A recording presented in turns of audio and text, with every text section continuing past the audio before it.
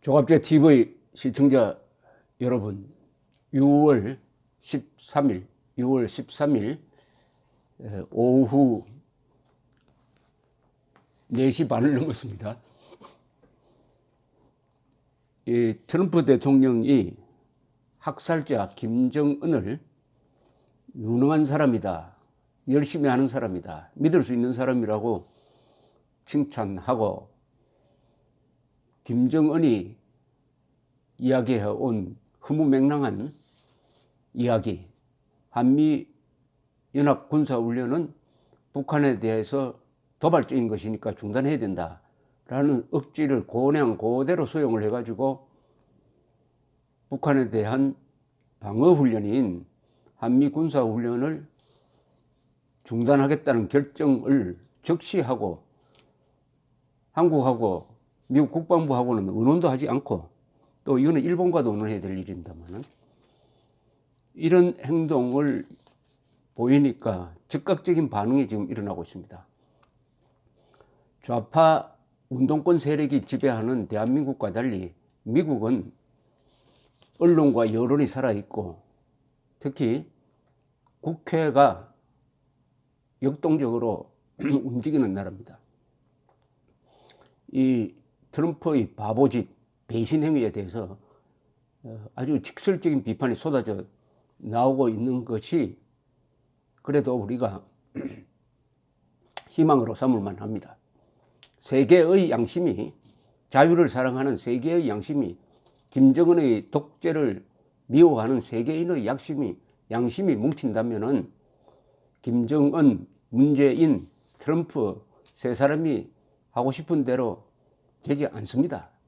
어떻게 하면은 자유수호 세계 여론을 하나로 뭉칠 것이냐, 서로 협력할 것이냐, 좋은 수단들이 많습니다. 바로 SNS, 제가 하는 이런 유튜브 방송도 지금 미국의 우리 교민들, 미국인들, 한국어를 아는 사람들이 많이 시청하고 있습니다. 그런 희망을 갖고 있습니다. 그러려면은 논리적으로 트럼프가 뭘 잘못했는지를 알아야 됩니다. 제가 한번 적석해서 적어봤습니다. 이 싱가포르의 역사적 히스토릭 미팅이라고 그러는데, 이것은 결과적으로 뭐가 되어버렸냐 하면은 싱가포르 대실패, 영어로 말하면은 싱가포르 피아스코가 됐습니다. 피아스코는 영어로 대실패라는 뜻인데, 약간 웃기는 실패란 그런 뜻도 좀 비아냥거리는 말도 포함되어 있습니다. 줄이면 SF입니다. 김정은이가 마치 판타지 영화를 보는 것 같다고 했다는 점에서 통하는 바가 있습니다. SF, 줄여서 싱가포르 대실패. 앞으로 이 사건을 싱가포르 대실패, 싱가포르 피아스코, 또는 줄여서 SF라고 저는 그렇게 부르겠습니다. 이 SF에 주연한 트럼프의 13가지 잘못이 있습니다. 일종의 이게 죄목 리스트이기도 합니다. 첫째, 도살자인 김정은을 좋은 사람이라고 극찬했습니다. 이건 정치 지도자의 필수 조건인 기본적 도덕성이 마비되었다는 것을 알 수가 있습니다. 선악 구분을 못하는 사람이다. 선악 구분을 못한다는 것은 비하 구분, 진위 구분을 못한다는 뜻입니다. 두 번째, 한국과 사전 논의도 없이 김정은에게 한미 군사훈련 중단을 약속하였습니다. 동맹 배신입니다. 친구를 무시하고 적에 굴종하는 비겁입니다. 세 번째, 북한을 4.13 핵 보유국으로 인정하였습니다. 김정은은 핵 폐기를 약속하지 않았고, 트럼프는 CVID를 포기하였습니다. 앞으로 회담은 핵 폐기가 아닌 군축 회담의 성격을 띠게 될 것입니다. 두 사람이 합의한 것으로 비치는 단계적, 동시적, 상호적 협상 원칙이 바로 북한의 핵 폐기는 물 건너갔고, 앞으로 핵 보유국 입장에서 군축 회담, 핵 군축 회담을 하겠다는 것으로 낙찰이 되고 말았습니다. 네 번째, 트럼프는 스스로 삼류 협상가임을 폭로하였습니다. 얻은 것은 없고 너무나 중요한 것을 미리 주고 말았습니다. 다섯 번째, 제재는 이완될 것입니다. 금기 사안인 주한미군 철수 문제를 의제로 만든 것도 트럼프였습니다. 김정은 문재인보다 한국인의 안전에 더 위협적인 존재가 트럼프라고 생각합니다. 여섯 번째, 적의 논리에 넘어갔습니다. 적의 억지에 넘어갔습니다. 적의 선동에 넘어갔어요. 4월 27일 판문점 선언의 완전한 비핵화는 한미동맹 해체를 의미하는데 합의문에 4월 27일 판문점 선언을 재확인한다고 했습니다. 재확인한다. 그것을 존중한다는 뜻이죠. 북한의 비핵화 선언입니다. 그게 바로. 북한의 비핵화 선언을 존중한다고 해놨으니까 핵 폐기하자고 하면은 김정은이가 웃을 것입니다. 북한의 선동을 그대로 수용해가지고 한미 군사훈련을 도발적이라고 또 모독을 했습니다.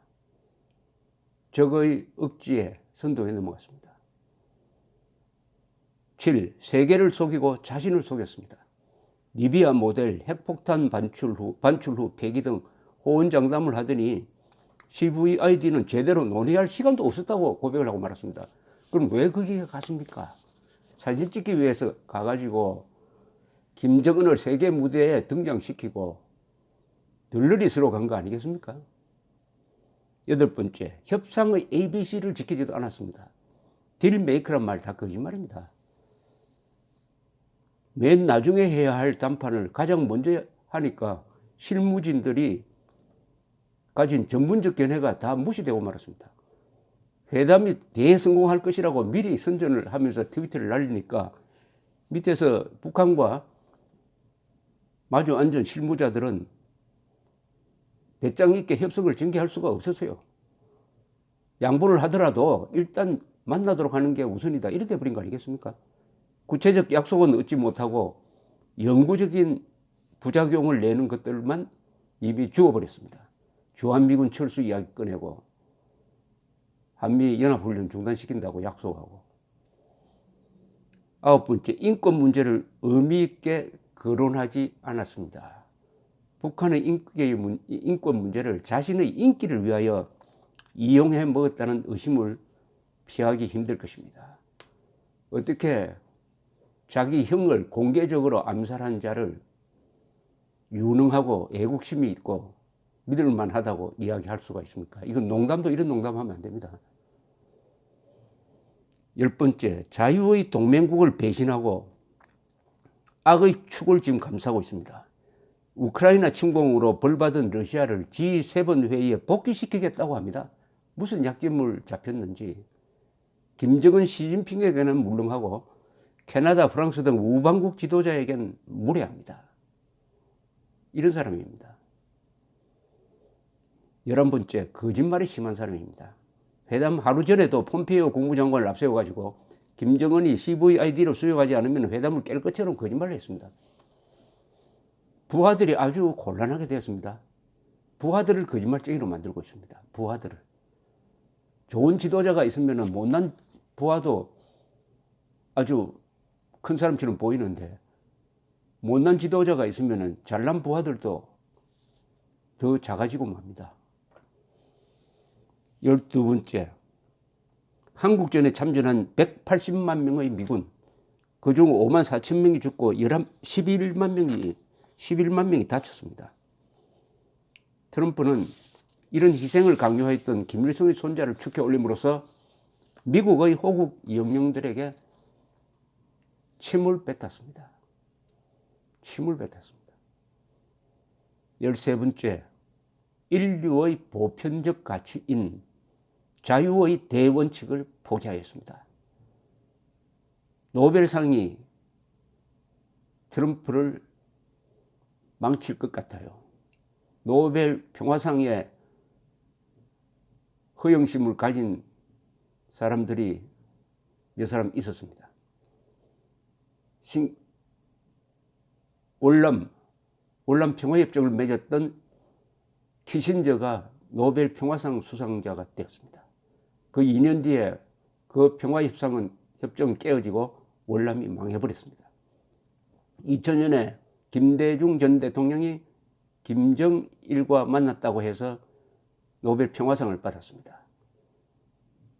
김정일은 6.15 선언을 다 깨버리고 핵실험했습니다. 핵실험했어요.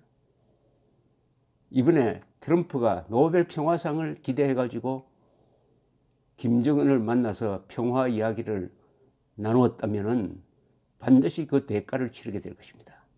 권력자가 허영심에 빠지면은 자신도 망하고 나라도 망칩니다.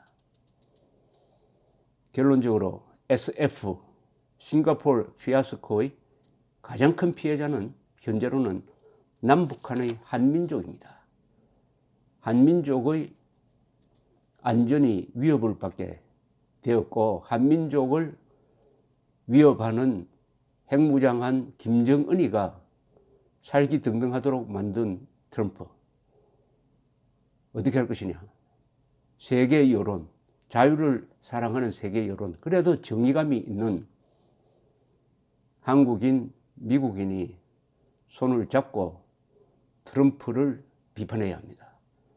성조기를 들고 한미동맹을 외쳤던 사람들은 이제 그 성조기를 들고 태극기를 들고 트럼프를 규탄하는 집회를 해야 합니다. 감사합니다.